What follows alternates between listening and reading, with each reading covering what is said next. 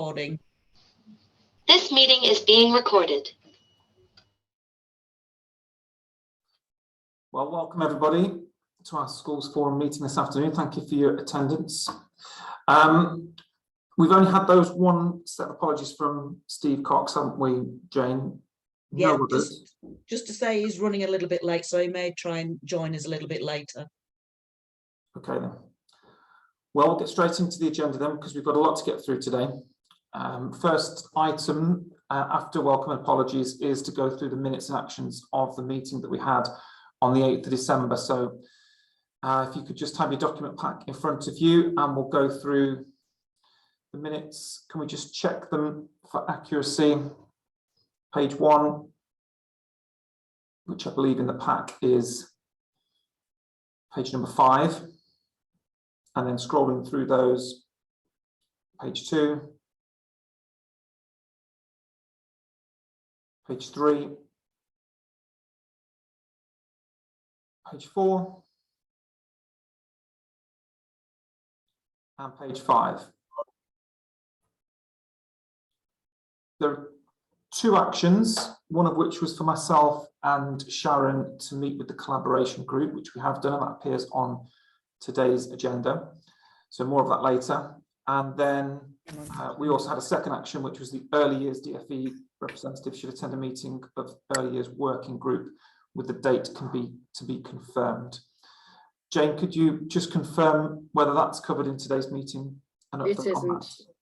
No, it isn't. No, I can feed back on that though, Ben. We did ask the DFE representative if he would attend, but he is unable to do so. It doesn't fall within his remit.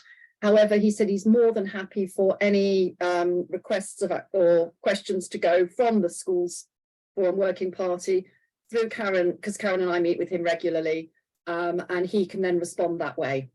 So it's not that he's not interested, he is interested, but he just cannot physically attend these types of meetings.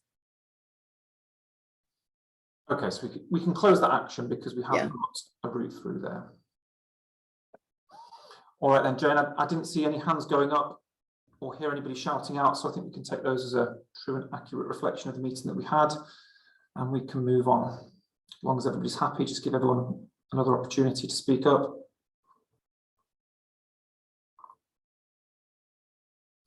Okay, let's move on to the next item then, which is item 3, a finance update from Andrew. So hand over to you now, sir. Everybody. As with most these updates, it's going to have a continuing theme. So in year, we're currently forecasting around 470,000 overspend against the dedicated schools block. The majority of this overspend is in relation to the high needs block. As in previous discussions we've had, it continues to be the main area of concern. And mainly because of the level of growth we've got coming through in terms of EHCPs. We do have a recovery plan, and that is on the agenda for here, but it's difficult to control demand. The level of demand just is outstripping supply, which it's a national problem. It is not just a problem for Rutland. That continues to be the main area of concern. And the other area I updated on was early years is largely on budget, but the mix of children we're receiving coming through are slightly different to what we receive funding for. The DFE do adjust for that, so I'm not expecting there to be any problems. So we're seeing more 2-year-old funding being given out than we had originally been allocated, but less 3- and 4-year-old. So we're largely on budget, but the mix of children has changed in terms of what we're funding. Obviously, the January census has now been completed, but we don't find the results and the impact of that on the council's funding until July. So we've got a few months to wait before I can properly tell you where we're likely to be with the early years block.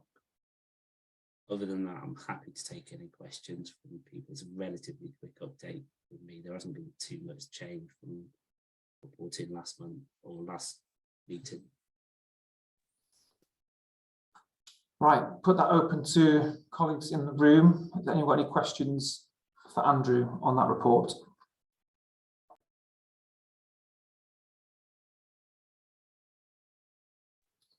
Peter, would you like to go? Yeah, sorry, I'm having a bit of trouble with my computer. Thank you for that. Just wanted to reiterate that I sit on some of these others in other local authorities, and every local authority is struggling with the high needs block. So I just wanted to kind of agree with you. And I just wonder whether the new information that the DFE have produced around special needs will have any impact or not.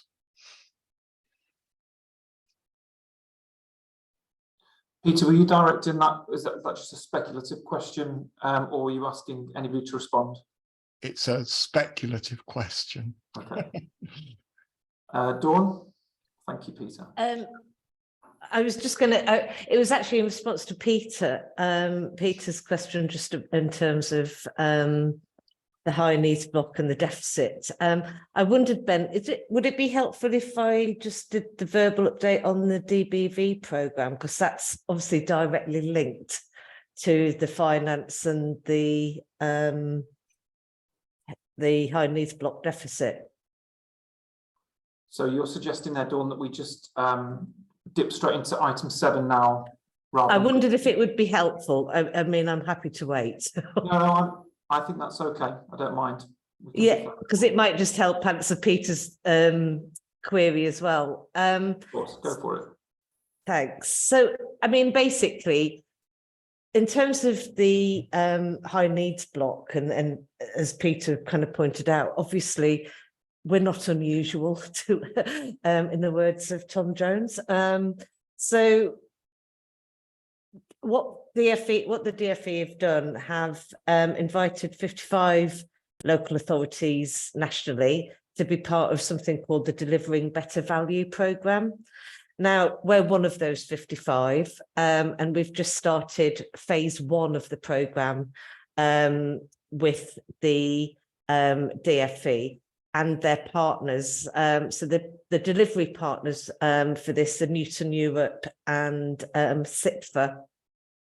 And the first part of the programme is to do a diagnostic on both our kind of information of all things SEND, so all the children that have currently got either SEN support or indeed education, health and care plans, and all the data surrounding that, but also all of our financial data as well, and pulling all of that in together to give us a diagnostic on two things. This kind of, the state of play as it is. I think we've already got a good handle on that, but equally how, what that's telling us and how that will help, how we can use that more effectively in terms of our forecasting for future demand and kind of the modelling around the finance to do with and how our current SEND recovery plan is matched against what their diagnosis is. The purpose of the programme is, well, I mean, obviously to get to a balanced budget is the kind of overall, that would be the kind of nirvana, but equally from our perspective, it's to kind of stall the kind of consistent year-on-year growth of the deficit and start to bring that down. That's our first priority, obviously. I think I'm right in saying I've got the first meeting with Newton Europe and CIPFA on Monday. And that will be our first meeting where they feed back to us their findings, their initial findings. So unfortunately, I haven't got those findings to feed back to Schools Forum this evening. What I would say though is actually, I mean, the team in RCC have done just an astounding job. I can't tell you how much time and resource it's taken from the SEND service and finance here to pull it all together. So they've done a sterling job. And actually that is recognised by DFE as well, in terms of the quality of what we're able to produce and submit to them. I think the learning from other local authorities who are also part of the programme, you won't be surprised to hear me say they're not going to give us a magic wand and say, oh, actually, if only you did X, then all of this, you know, everything would be okay. We're not going to be in that position. But I think what is helpful is that actually there will be some learning around maybe how we can forecast more effectively and build that into our kind of projections moving forward. But the important thing I think that I wanted to get across to Schools Forum this evening was there's a couple of things that are really important that obviously you engage with as the education sector and the people at the kind of on the front line, if you like, of working with our children with special educational needs. So there's a couple of things, and I know Louise would be highlighting this if she was here today. I think she's already sent an email out around the case review workshops that are taking place in April. So the relevant heads and others should have already had that email. I know that's and they did. I mean, the purpose of those case review workshops that are taking place is about kind of bringing together our local partners and frontline staff and parents to kind of design look at what we're doing in terms of our SEND recovery plan, but also designing, you know, and thinking about, is there something that we can do differently? Is there other challenges that have been identified as part of this diagnostic that we need, that our current plans aren't addressing? So it's really important that everybody comes around the table to kind of feed into that, because obviously it's not about just local authority, it's about all of us being able to work as a system. And I know I'm probably talking to the converted looking around the room when I say that. And then the other thing I just wanted to highlight on behalf of Louise was that there is some parent and education provider questionnaires coming out as well as part of the Delivering Better Value programme. And that's around looking at children's journeys through the SEND system in Rutland.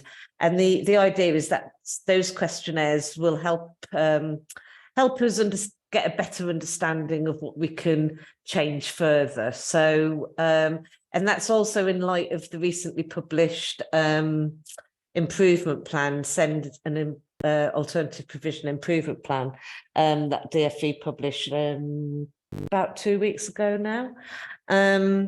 So those will be coming out, I think, very shortly. So I just wanted to highlight that with Schools Forum and to encourage completion of those and engagement with those. So I think by the time we come back to Schools Forum, we'll have much more kind of detailed feedback from the actual programme.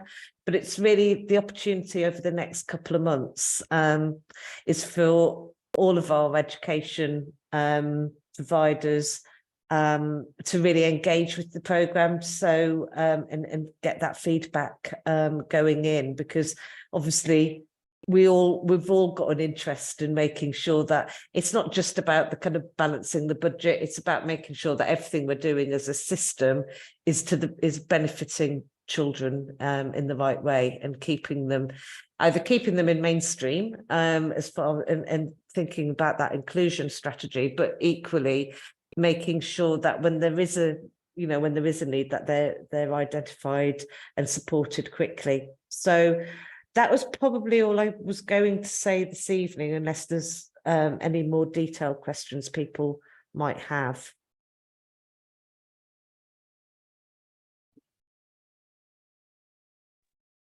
Thank you for the update, Dawn. I'm just struggling to find the mute button. That was really helpful, actually. Can I just ask the rest of the group, are there any questions for Dawn following that?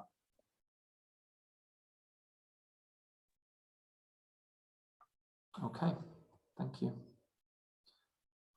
Right, that moves us on then to item 4, which would have been Louise. So who'll be presenting the SEND recovery plan on her behalf? It'll be me. Okay, over to Bernadette then. Thank you. Obviously, you've had the report. I'm not going to go into it in detail, but I'll just point out a few things.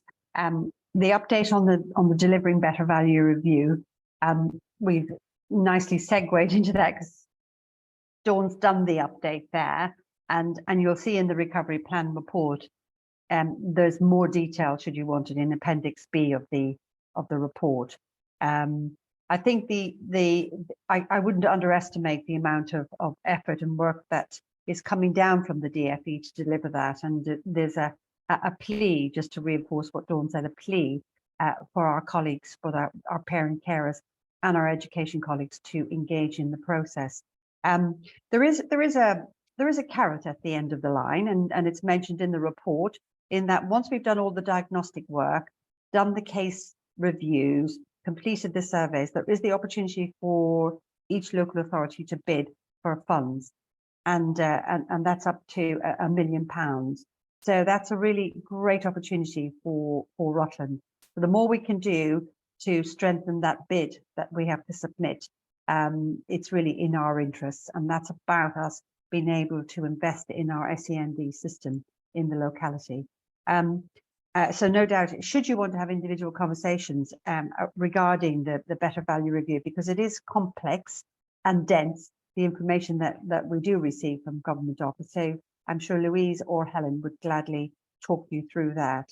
So we're just working through, we just had some training this week on the case presentations, for example, and we're working through that to be able to share that information with you. Bernadette, can I just ask you, sorry for interrupting you. Not at all. That does sound like a great opportunity for Rutland. Is there anything you would like the people within this group to do? Because obviously we represent a number of different sectors across the education landscape.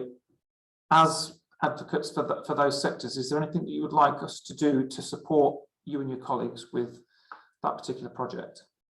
I think then, thank you for that. As Dawn mentioned, we're just sending out some information about the surveys, and they're designed for us. They come from Government Office. We don't design them ourselves. So Jill, I think, is going to put them in the school's bulletin, some information about the staff surveys, sorry, the SEND surveys. So we would ask people to engage in that process. And I think a number of you on this call will have had an invitation to the case review sessions in April.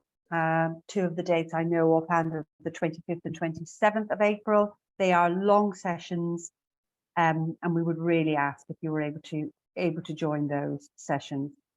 There is a third one, but I can't recall the date. But those dates have gone out. That would be really helpful. That's great, thank you. Okay, thank you. So that's just an update on the DBV program. The next area, just to draw to your attention, is point 4 in the report, paragraph 4, which relates to the capital allocation. And again, we have remaining from our DFE capital grant, we have remaining capital, which we're just going through our governance process to get approval for delegated authority on the spend for that. And that's going to full council on the 27th of March.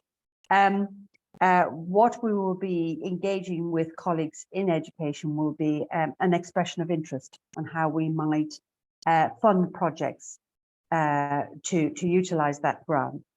Two of the areas we're particularly interested, which reflect our inclusion strategy and our recovery plan, relate to developing and enhancing our alternative provision in Rutland, and also developing our early years and primary mainstream support as well. And some of that's around developing. You'll see there's a little bit of information. It's not in any detail yet, but certainly in what we're hearing from colleagues is around that space, that warm space to support children in school, and some of that sort of utilizing some of the learning we have from the nurture model about supporting children in mainstream. So we will be beginning the process, although it says spring summer, I think we're now looking at summer term, to engage with education colleagues to complete an expression of interest in how we might utilize that capital funds. And finally, in terms of risks and issues, they're listed there, but the two that do spring to mind is that we still are seeing an increase in requests for assessments and EHCA assessments and plans.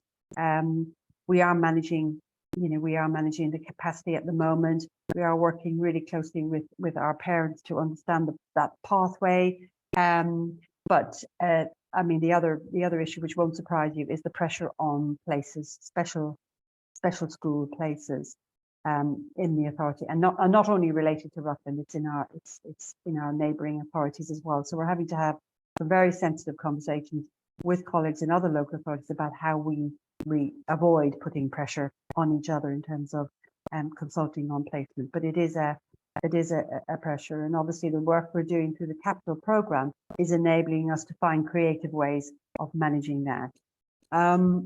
And finally, just to mention to bring to your attention and seek a decision, I think at this point, is the SENCO network. Some really, really great work happening there. But to now the actual operation of it and some of the work that they're doing has been funded through Resilient Rutland in the past. And we're now seeking your consideration of funding the SENCO network. There's a yearly cost of £8,000, and we're looking to Schools Forum to determine if they wish to continue and support the SENCO network. I'll stop there and happy to take any questions or comments. Okay, so just for clarification there, Bernadette, are you going to be asking the group to vote whether, as a Schools Forum, we would like to vote in favour or not of supporting that SENCO network? Yes, please, Ben. Okay, so we're going to make a decision on that today.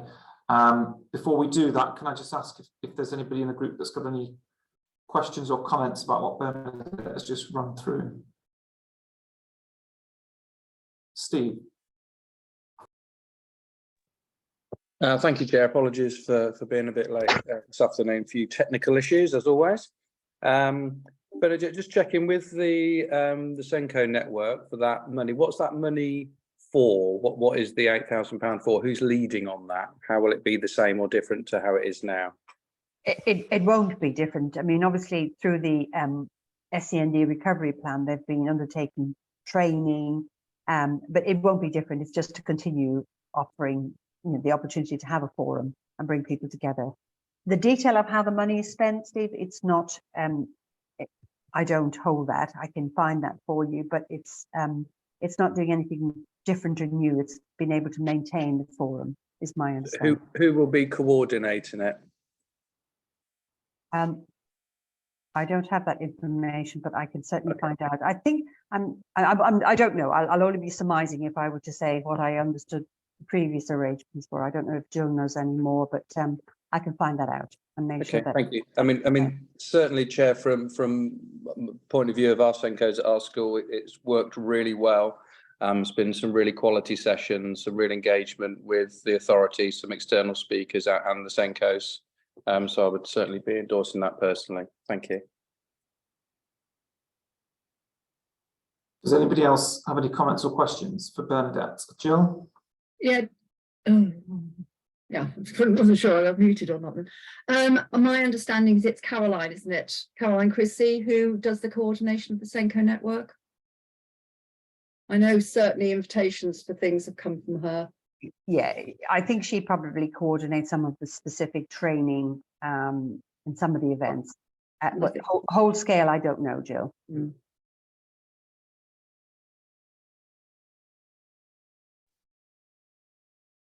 Okay, then, if there's no further comments or questions, I'm going to ask for people to raise their hand electronically or the actual hand, and Jane will just take note of those in favour. So Jane, for the vote, I'll hand over to you for that.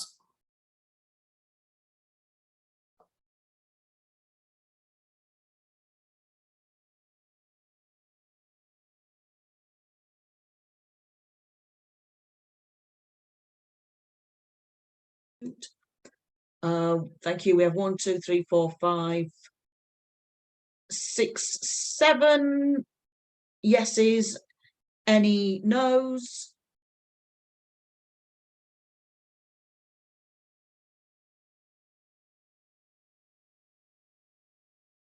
Is that a no, Catherine?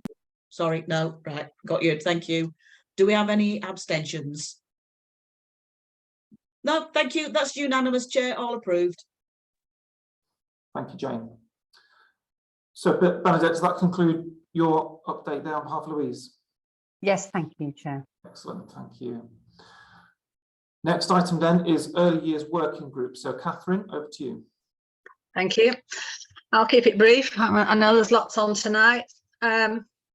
Basically reporting on the issues that still face the sector still faces. The early years working party met a few weeks ago to take presentations from both Andrew and Louise. Unfortunately, Andrew wasn't able to join us, but we do have the funding figures for next year. And we do acknowledge the small rise we have been awarded. Any rise is welcome in funding. Louise spoke to us at length about the way that they like early years to be involved in the SEND recovery. I have to say managers did have concerns about finance, about staffing, about timelines. But in principle, we have agreed to do a trial. I think it's going to be about a year because we do like to be inclusive of all children. I know some managers did actually speak to Louise again after the meeting and she did answer some of the queries, but we'll wait and see how it pans out. On a more positive note, the first of the presentations to aid recruitment to early years into the schools has taken place, and that was led by Joe Ward. I think it was at Catmos first, and there's another one planned for Casterton. If you would like one at UCC, Ben, I'm sure Joe would be happy to do that for you. Yes, please, absolutely. Just drop me an email. I'll pass that back to her. Not really much more to say. We still face the same issues as always. We listened with interest to the budget last night.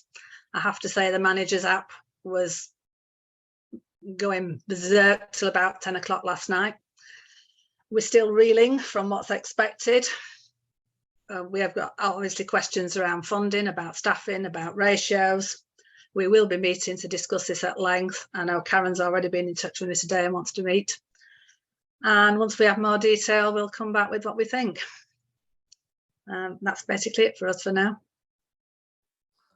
Thank you very much for that update, Catherine. Has anybody got questions or comments on early years? David? Yes. If I may, from the touchline, one of the snippets I heard as I was rolling around today was whether people, and I haven't got the detail, but I think, aren't they asking for people to be able to look after 5 children as opposed to 4 children? How was that going to sit with you, Catherine? It's not. It's not. If you have to look after 4 2-year-olds and change their nappies and follow them round and deal with the fallout of a 2-year-old, you would realise that to put a 5th one in the mix is just not viable. It's about the space as well, because Ofsted require we have so much space.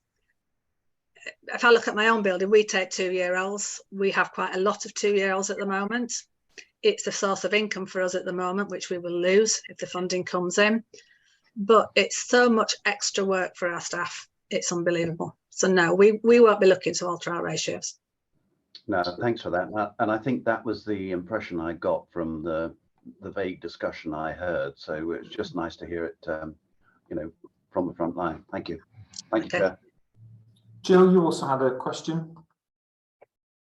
Yes, really, it was a request for, which I think, Catherine, you've already referred to, is actually for the Schools Forum Early Years Party to actually consider as well the implications, as you've just described, of the 2-year-old offer.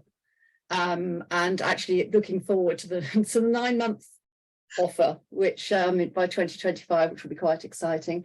But also, like you've just described, is whilst they say there's going to be an increase to the hourly rate being paid, what are the implications of, yes, exactly what that hourly rate actually amounts to, and the implications that that will have, as you've just said about the 2-year-old being an income fund at the moment. So I think we've literally just completed the childcare sufficiency assessment, and without breaking any, embargo or anything, at this moment in time, we are still reporting that there is sufficiency across Rutland. However, the implications of this by 2025 could be quite dramatic if we were to have to perhaps lose some provision because sure you the will. income from the 2-year-olds, which was subsidising some of that 3, 4 and 5-year-old, especially if it starts going down to 9 months. If it goes is down to what the 9 months, it'll be. And I was on a national call this morning of over, I think there are about 200 different early years representatives from local authorities. And that was the overwhelming noise that was coming back from that. So I think there was really a request for this to be something that perhaps the early years working party could feed back to schools forum on. Just Absolutely, what's- yeah. But I think Karen's obviously preempted that. So, but Karen's just to have that. Yeah, she has. And I know from other managers, we had a meeting, we had mandatory training, as you will know, Jill, on Monday about what we can and can't charge for. And the area that we can charge for is getting narrower and narrower. Yeah. And a main source of income for a lot of settings, especially, is the babies. So Yeah. if it comes in at 9 months, yeah. And 2-year-olds is your main source of income, Yeah. because the funding just isn't enough. The minimum wage, no disrespect to anybody, the minimum wage is going up again in April. We have to recruit and retain staff. I mean, I know the sufficiency says there's places there. I can tell you now, I can't sell the places I've got because I don't have the staff to staff them. So it's as simple as that. Yes, we will definitely be meeting as a group with the early years managers, and we will definitely feed back to forum. Thank you. Thank you. And Catherine, the next meeting for this group is the 22nd of June. So that's a sufficient timeline for you to collect back and report back. Yeah. We'll have some data for you then. That's great. Okay, so Jane, if we can just add that as an action. Thank you. Thank you. All right, if there are no further comments or questions for Catherine, we'll move on. Number 6, this is over to David. Pupil place planning.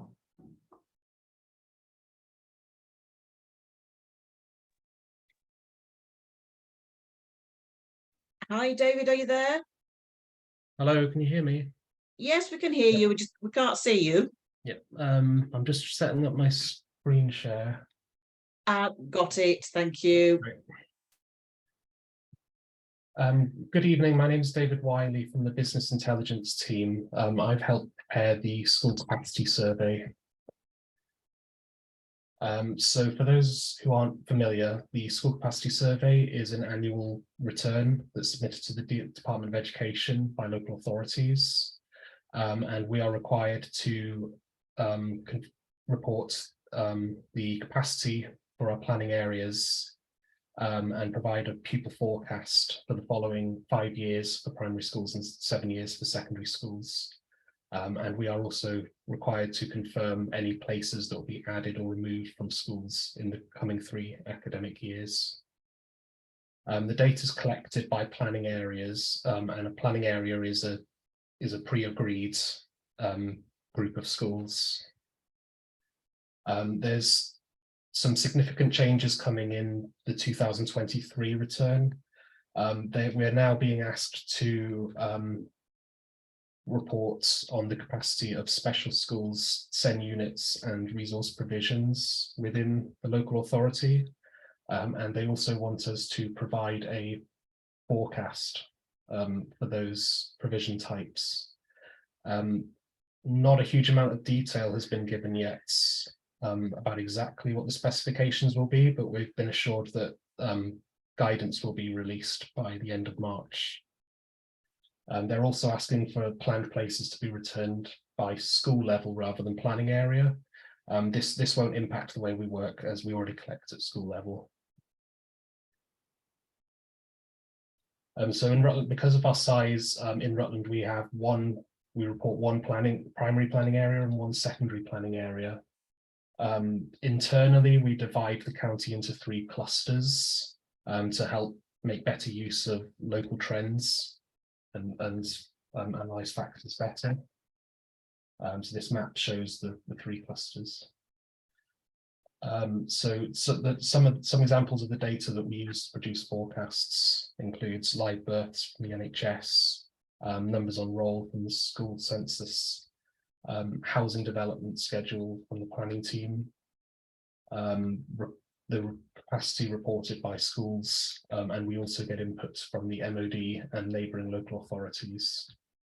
For this coming year, we're going to need to identify additional data sets to help with that SEND provision forecast. So if that is relevant, if there is one of those provisions in your schools, we may be asking for additional information.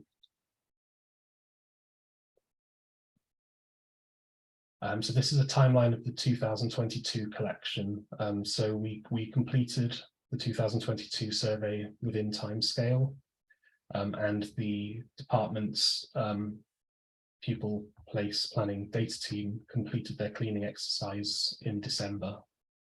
We didn't receive any queries or data quality issues, and the return was signed off in December 2022. This coming year's collection will open on the 5th of June, and there's just a short timeline here to show you the activity that takes place.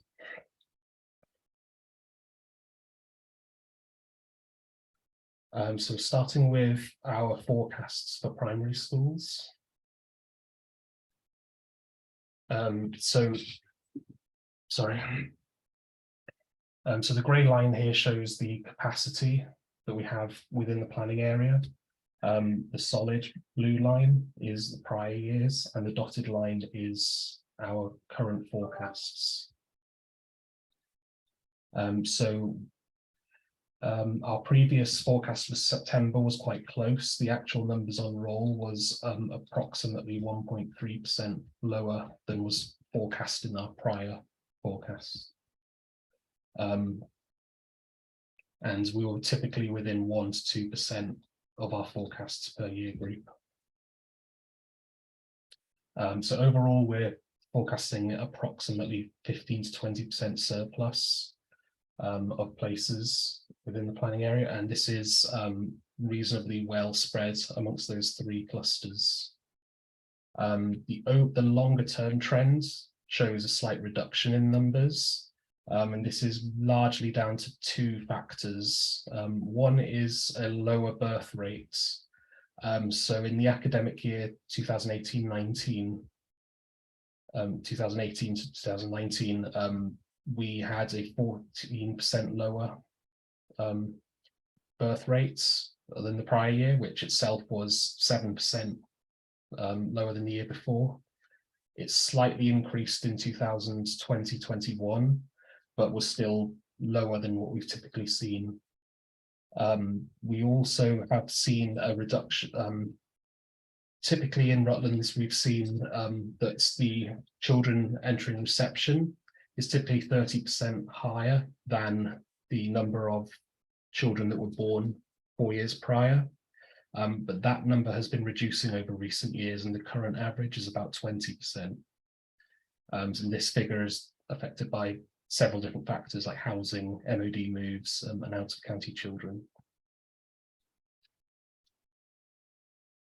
So I'm just going to show forecasts per cluster now. So this is the Oakham cluster, and above the chart you'll see the schools that are included. So we're looking at approximately 10 to 15% surplus capacity, and this is about 1% lower than the previous forecast we produced.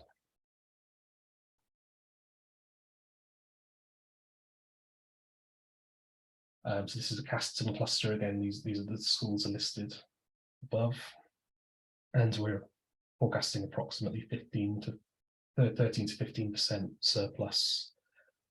Slight increase year on year due to developments. Lincolnshire forecasting a surplus of about 10%, 13% for Stamford's primaries.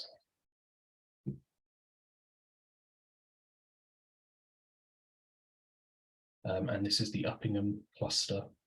Again, about 13 to 15% surplus.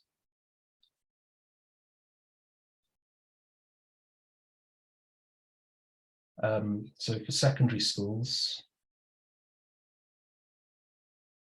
This chart shows a longer time period because of the 7-year trend, because it's 7 years rather than 5.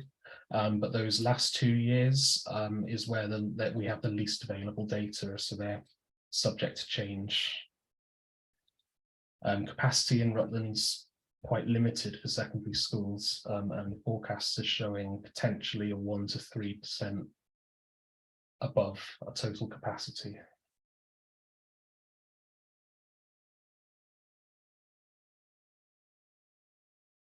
So for Patmos College, the expansion has been included from the 2022-23 figure, and it's close to capacity at present, and may be a 1 to 3% over capacity in later years.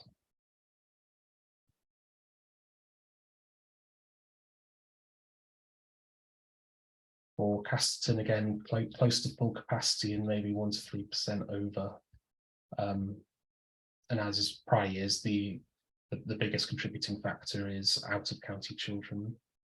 We're working closely with Lincolnshire to understand their forecasts for Welland Academy. These forecasts have changed quite a bit in recent years, so we'll be working closely as well. We always do, but especially in the next year's forecast. And Uppingham Community College, not too much movement, and again within 1% or so of capacity.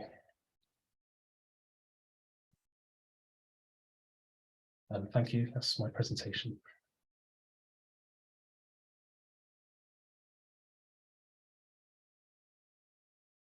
And how do I?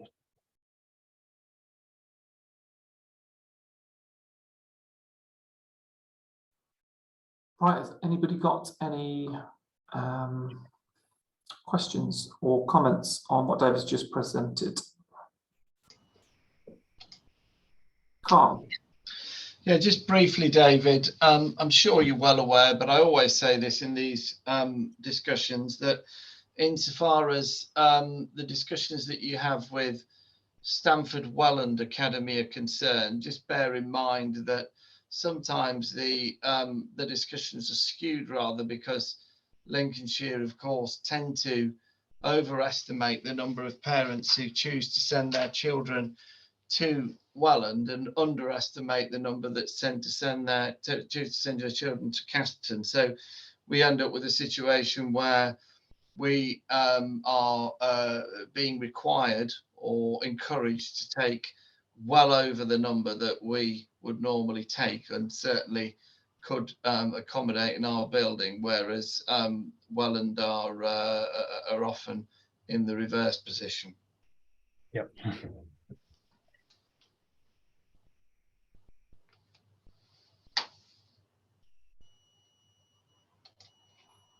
Jill. Just on that point, which is something that we are aware of, is, and David will probably put me right here on how many years it has to be, but there has to be a trend of, is it 4 or 5 years of data, of cross-border data, before we can start to use it as a proper measure. Something like that, David, isn't it? I can't remember the exact figures, but we can't just go on what happened the year before, can we? Yeah, typically for changes, say like around Casterton, we use calculations to weight more heavily in favour of the more recent 3 years, for example. Yeah, 3 years. That's helped us get a lot closer to the real figures in the last couple of years. Yeah. But I think what it does demonstrate is what we're all more than aware of, is actually the pressures on places at a secondary level, particularly for children who are coming in year, i.e. not taking part, not joining at the start of the year 7. And the pressure that's putting on both the admissions service and the inclusion service in trying to find places for children who come into the county or who move schools within those, at any other time in that secondary education. And that is a continuing dialogue that we have with several different departments within the DFE. But yet have any one of them come up with a suitable solution to how we manage this.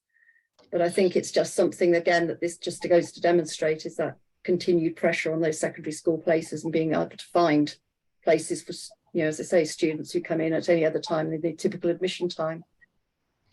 I'd like to add, if I may, that one of the things that drives this is, of course, whereas in Rutland, we're proud to have a comprehensive secondary school system.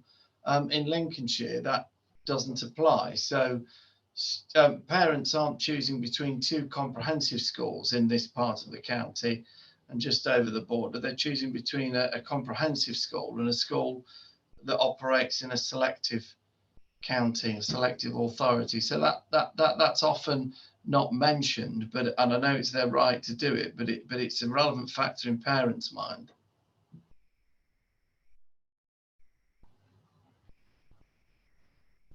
Okay, I'm just looking around the group. Is there any other comments or questions on the pupil place planning item?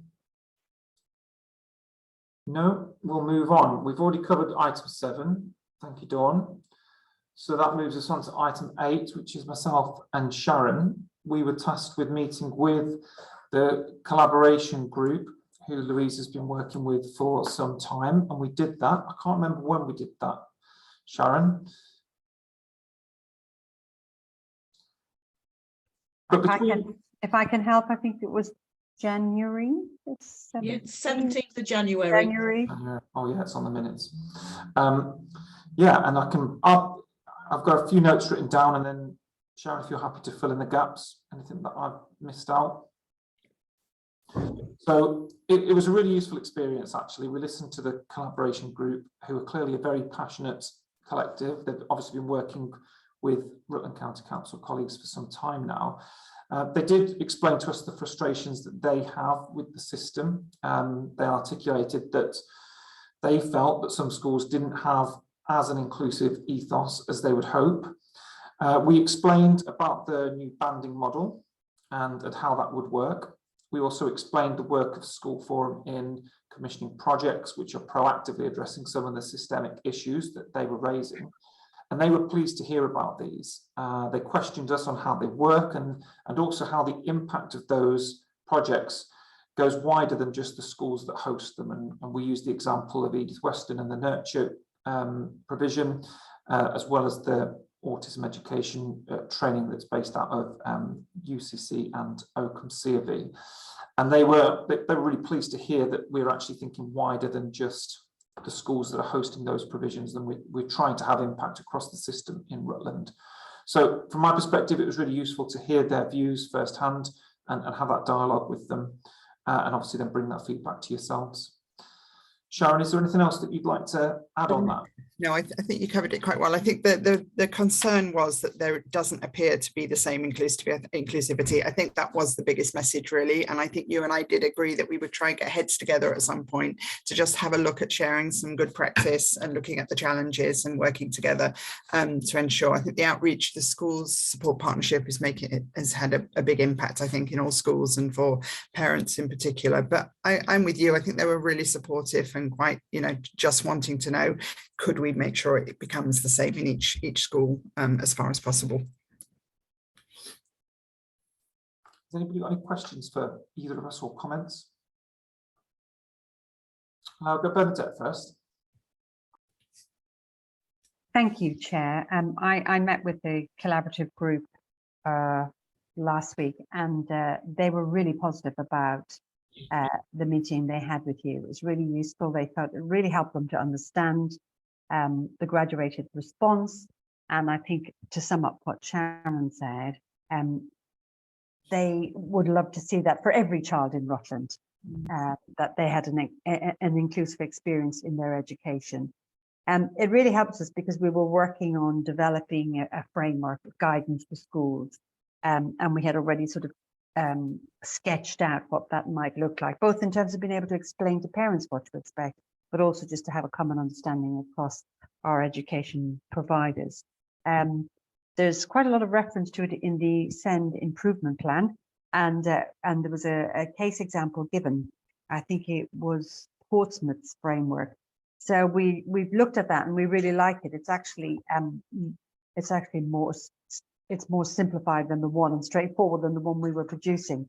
So we'll be working on that now, and the parents in the collaborative are really keen that we co-produce that with them. So we plan for their next meeting in June that we'll be working on that. So thank you. Thanks conveyed by the group for you coming and speaking with them. It was a really positive experience. It was good to hear their voice. It was good. It was good for us as well. I think, Ben, I certainly went away. There were small things that we could be even better, the even better ifs. So I think it was really positive, and maybe we should try and get that group together if we can, to look across the county at all provisions. Bernadette, do you think when you meet with them in June to work on that next step, would you like any input from anybody within the school sector to be part of that? Now, I'm not saying me and Sharon are going to be the best people to do that, but there might be someone with certainly more specialist knowledge and expertise than myself. Is there any specialist, from a school's perspective, that you'd like to have a contributing factor in there? That would be really helpful, Ben. Yes, they would. I mean, and it would be for you and colleagues to determine who might be the best people. But yes, please. And we'll be working on that beforehand to take a proposal, take something along and sort of work through it. But so yeah, we'll be in touch with you before June, hopefully. But yes, if you want to nominate some schools personnel that you'd like us to approach, that would be great. Okay, if I can make a suggestion then that members within this group, if they would like to nominate a colleague to be part of that process, then they email that into Jane as soon as possible, and Jane can collate those and feedback to the group. And we've also got Dawn and then Steve with their hands up. So Dawn, if you'd like to go first. Yeah, I mean, I won't labour the point. Bernadette's covered exactly a lot of what I was going to say, but it's really good to get that feedback and really positive. And I think, Sharon, you just mentioned towards the end about the possibility of you doing something with the wider head teacher cohort across Rutland, which I think could be really valuable, because I think that experience that parents kind of shared with you and Ben is shared at times with us when we do our collaboration sessions with them, about that kind of, having, being able to get the same experience, inclusive experience for children, regardless of where you live in the county. And that's what we all want to get to, is that children can expect to have an inclusive education experience, regardless of which school they go to. And so I think if you were to do a session, as you suggested, with fellow heads, that would be really valuable. We'd really welcome any work that you want us to kind of, input into that with you. So thank you. I will do that. And I also think, though, having school personnel working with these improvement plan will form part of that, won't it? Very much, as to what the expectations will be. So yeah, I'm happy to take that on, Ben, and arrange that, organise something. Excellent, thank you, Sharon. Steve, you had your hand up, it's down now. Thanks, Chair. Yeah, I was just going to say that I'd be interested in not necessarily representing everyone or suggesting that I was more knowledgeable than anyone else, but I'd be very happy to be part of that meeting with that parent group. Brilliant. Thanks, great, thank you, Steve. Right, we'll move on. Forward plan, item number 9. In your document pack, and is page number 39. This is just for information, and then to approve the proposed plan that we've got there. Is that right, Jane?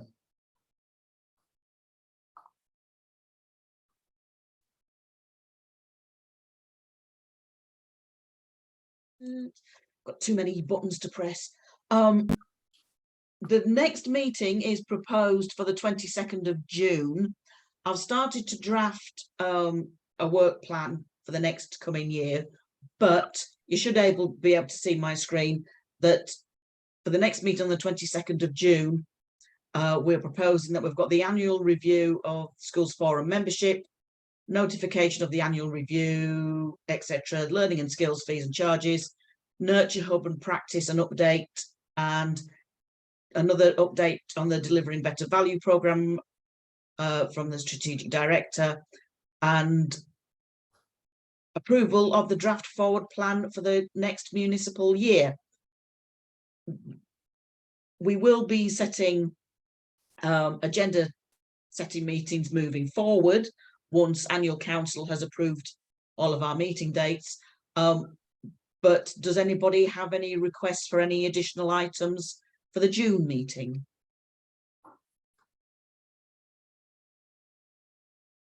No? Fantastic. It's great. Lovely. Thank you.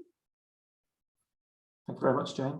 Right, that brings us on to AOB, and we have had a couple of items requested by Jill. So, Jill, I'll hand over to you for those. Thank you. I was trying to do two things at once. Jane, you still got the forward plan up, which is, I was trying to look at people and couldn't see. One of the agenda AOB that I was going to put in has actually been discussed within the agenda. So that was about the request for the early years working party. But the other thing that's come up is just to do with the Section 106 funding. And we've had some interest from external interest in Section 106 funding. So I just wanted to remind Schools Forum of the fact that there is this funding. It comes through from developer contributions, or did. We now have community infrastructure levy, which is so that means there won't be any further specific contributions for education. But basically there is some funding still available, which looks at the figure of about 300, Jane, I can give you the details of this, 334,000. And that funding is just really to emphasise that funding, whilst this is available, it is linked very closely to, it's a council decision on how it is spent, and it is linked to the strategic priorities, and that there are formal applications processes that have to be followed. So it's just so that if, as an education, anyone in the education sector feels that there is something that there may be required through the Section 106, is that it is something that needs to come through a formal process, because I'm aware that individual officers have been contacted or various things like that. So basically it was really just to say that yes, whilst that funding is available, and certainly is available for supporting the education sector, and that's why we want it to be. It's not that it's going to be anywhere else. It is going to the education sector, but it links to the strategic priorities of the education of the local authority in regard to the education sector. So I mean, I'm just thinking that we were just talking then about, you know, support for children with additional needs and things like that. So it's how we can use it most effectively. So really it was just to raise that with Schools Forum. And I'm just looking to Bernadette. Is there anything I've missed from that, Bernadette? Because it was a conversation we were both involved in, isn't it? Thanks, Jill. I think probably as we've mentioned, capital funding and better value review funding, it's about how we utilize all of these funds, and that they complement each other, and we get the biggest impact from them. So any consideration for the council will be with regard to it delivering those priorities, but also complementing other work. The only other thing I would say, Jill, is that there are covenant conditions. Oh, that's the other. That was, I knew there was something I'd missed. Around the use I of the writing fund. it this morning.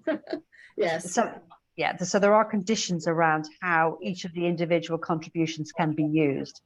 Some are quite precise, some are very, very broad. But again, we'd have to work within the conditions of the contributions. Yeah, some of them are area specific, some of the school phase or education phase specific.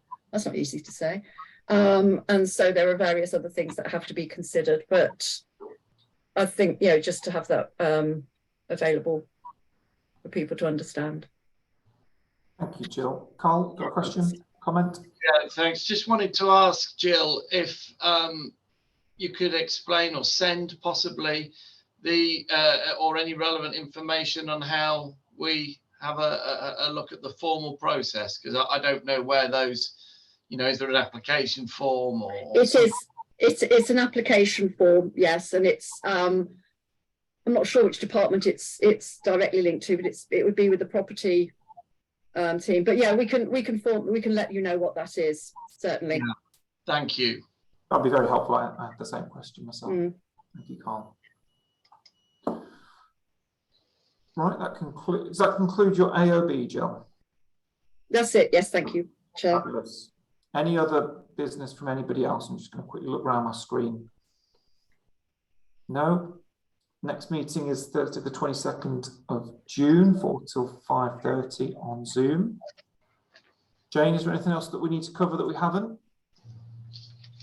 No, that's everything on the agenda, Chair. All right, brilliant. Okay, thank you very much for your input, contributions and time, everybody. Have a lovely evening and I'll see you soon. Thanks a lot. Thank you, Bye. thank you, Chair. Meeting Bye. closed at 1 minute past 5. Thank Thank you you all. very I'm much, going, everybody. Chair. Bye. Bye.